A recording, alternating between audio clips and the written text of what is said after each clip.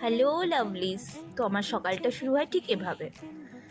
তো আমি স্নান টান করে দেন খেয়ে দিয়ে একটু রেডি হয়ে নিই ঢং করতে করতে।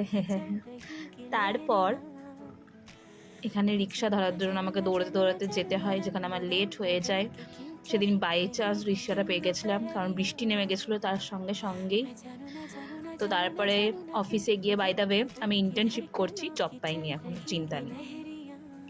তো তারপরে অফিস টফিস গিয়ে একটু অফিসের কাজকর্ম করে দেন আবার একটু ঢং মারতে চলে যাই ওয়াশরুমে একটু ফিট চেক দিতে, বিকজ ইট ইজ ম্যান্ডেটরি।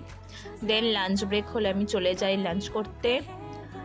তারপর আবার একটু ঢং করতে চলে যাই।